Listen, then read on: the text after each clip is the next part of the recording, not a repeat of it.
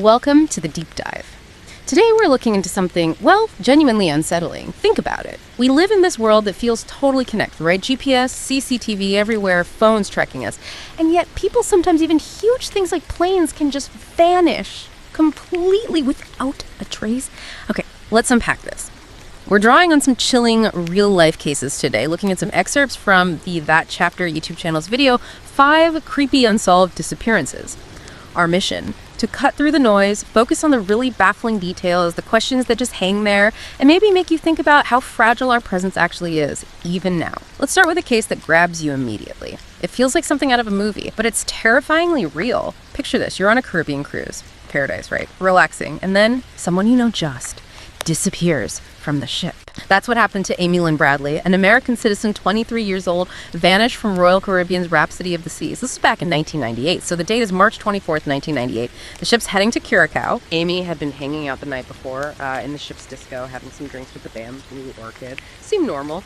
Her dad, Ron, said he saw her around 6:00 a.m. He woke up, went out on their cabin balcony, and saw Amy there, asleep on a lounge chair. He went back inside for just a bit, maybe 15 minutes. When he came back out to check on her, she was gone. The cabin door was unlocked. Her stuff, passport, everything's still inside.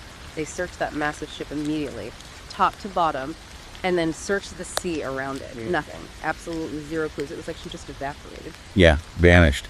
And what's really striking about Amy's case, it's not just that she disappeared, it's the sightings afterwards. These reports, they're deeply unsettling, and they just won't let the case rest as a simple accident at sea. We're talking eyewitness accounts. Just a few months later, August 98, 2 Canadian tourists see a woman on a beach in Curacao. They were convinced it was Amy. And what made them so sure? Her tattoos.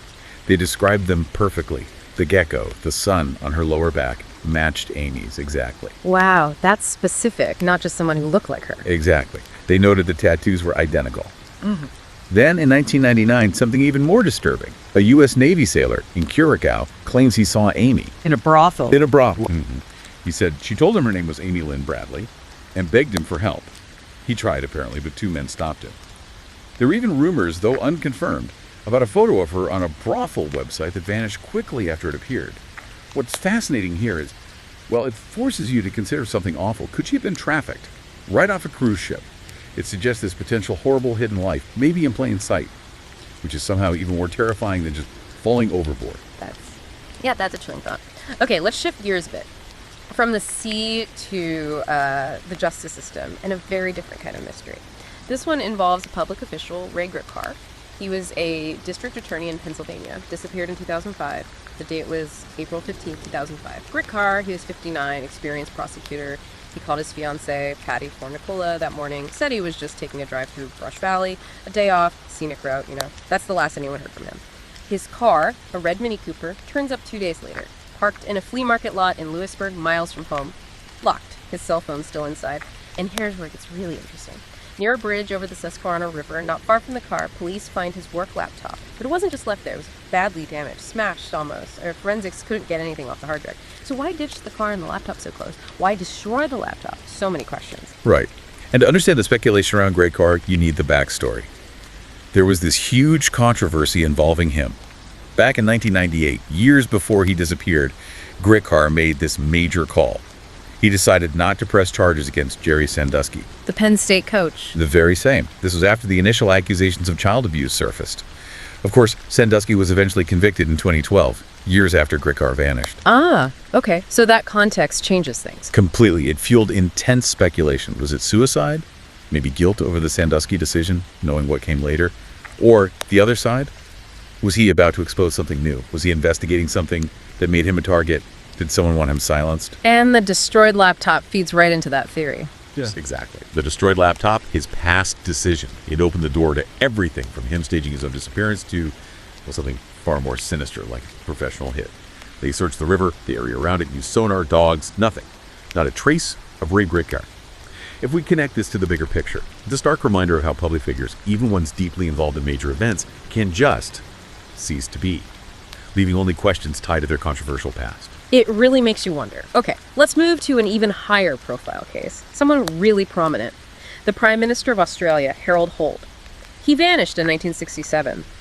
And this wasn't some complex situation. It was incredibly simple, almost mundane, which makes it even weirder. December 17th, 1967, halts at Cheviot Beach near Portsea, Victoria, with friends. The sea was rough that day, strong currents. But he decided to go for a swim anyway. Now, he was known as a really strong swimmer. Great endurance, maybe a bit reckless in the water sometimes, they said. He wades in, swims out past the breakers, and just doesn't come back. They launched a massive search immediately. Navy ships, aircraft, hundreds of people looking. Unprecedented scale for Australia at the time. And they found absolutely nothing. No trace of him, not even his swimming trunks. Yeah, it's baffling. The official conclusion pretty quickly was accidental drowning. Cheviot Beach was known to be dangerous. Those currents were powerful. The inquest in 68 officially ruled it a drowning. Nobody. And for a prime minister, that's significant. Hugely significant, especially since he just hosted LBJ, President Johnson, who's very much in the public eye. And that complete lack of physical evidence, it just opened the floodgates for conspiracy theories, some truly wild ones. It even became a kind of grim running joke in Australia. Doing a halt meant disappearing suddenly, often with a punchline about being, shark food. Right. But beyond jokes, people needed explanations. So you got theories ranging from a shark attack, which is plausible there, to political assassination, kidnapping by a Chinese submarine. This is the Cold War, remember? Or even, yes, alien abduction. Alien abduction. Yeah. Seriously. This raises an important question. How does the total absence of a body, especially for someone so famous, allow these really far-fetched stories to take root? It says a lot about us, doesn't it? About how we try to fill in the blanks when faced with the unknown, especially when the official story feels incomplete. It really does. Okay, we've talked about people vanishing. What about something massive, something you'd think is impossible to lose? Let's talk about the Boeing 727 that vanished from Angola in 2003. The scene, Luanda, Angola. An American pilot and flight engineer, Ben Padilla, is there. He's working for a Florida company. His job was to oversee the refurbishment of this specific Boeing 727 passenger jet. Now, this plane, an old American Airlines jet, had been sitting grounded at the airport for over a year, owed millions in airport fees. Padilla is an experienced pilot. He's getting it ready for a ferry flight. Then, May 25th, 2003. Late evening, he's supposedly doing engine tests on the runway. Suddenly, the plane starts moving. Taxiing, no contact with the tower, no clearance, it's transponder. Switched off, it picks up speed, takes off, unauthorized, on board. Just Padilla and maybe a Congolese mechanic, John Mikel Muntando. Neither of them certified to fly a 727 on their own. The plane banks out over the Atlantic Ocean and is never seen or heard from again. So what does this all mean? A huge commercial jet. Gone. Well, the timing here is absolutely critical. Remember, this was May 2003, just under 2 years after 9/11. Ah, right. Security would have been on incredibly high alert. Exactly. So a large passenger jet takes off without authorization, transponder off. The immediate fear was terrifying. Was it stolen to be used as a weapon? Was it going to reappear over a major city, target a nuclear plant? The FBI, the CIA, they were all over it instantly. Massive international investigation. But it just never showed up. Never. Vanished. Despite all the efforts, satellites, intelligence agencies across the globe, nothing. Theories flew, of course. Stolen for parts. Used in some smuggling operation. Crashed somewhere incredibly remote in the ocean. But the fact remains. A 150-foot-long jet just ceased to exist, technologically speaking. In our age of surveillance, it really makes you question the limits of that surveillance, especially over vast, uncontrolled areas like the ocean. It's a massive hole in our perceived security. It's almost unbelievable, isn't it? Okay, our final case brings us back full circle, in a way, back to a cruise ship. But this one's more recent, with modern tech involved. Rebecca Quarium, a crew member who disappeared from the Disney Wonder in 2011. Rebecca was 24, working as a youth activities coordinator. She vanished on March 22, 2011. The ship was sailing off the coast of Mexico at the time. Her last known sighting was on CCTV. In the crew lounge, deck 5, around 5:45 in the morning, the footage apparently shows her on the phone looking really distressed, upset, pacing. Her family's investigator described the footage as grainy, not conclusive, but she was clearly having an emotionally difficult conversation. After the call, she walks out of the camera's view. And that's it. She's gone. From a Disney cruise ship full of cameras. How? Yeah, and this case is particularly complex. You've got conflicting information and, frankly, serious questions about the corporate handling of it. Some crew members apparently thought she might have gone overboard, maybe from the crew pool area, given her distress on the phone. It's plausible, but unproven. But then you have other bits of information that muddy the waters.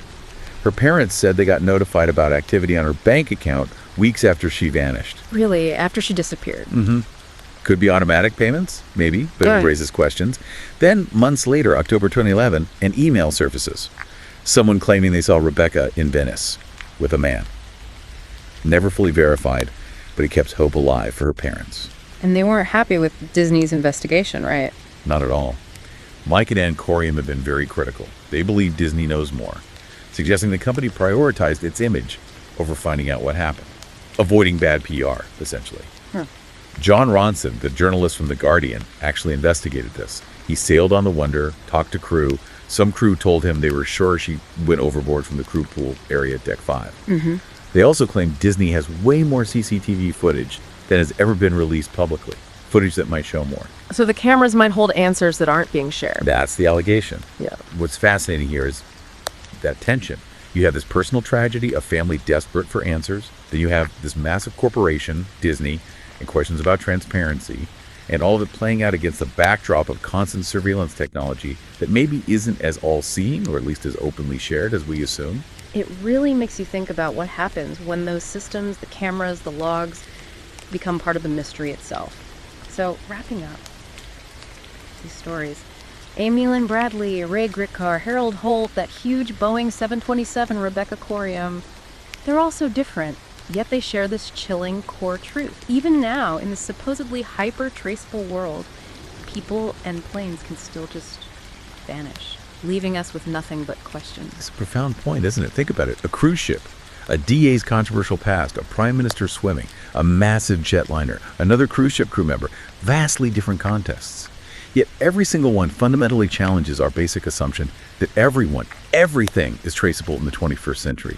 What does that tell us about the real limits of technology, about the power of the unknown, or maybe about the secrets people can keep, or the places where surveillance just doesn't reach? It forces you to confront that maybe the digital breadcrumbs aren't always there, or maybe sometimes they just run out. What happens then? A truly thought-provoking question, indeed. Something to definitely mull over. Thank you for joining us on this deep dive into the unexplained. We hope it got you thinking and encourages you to keep questioning the world around you.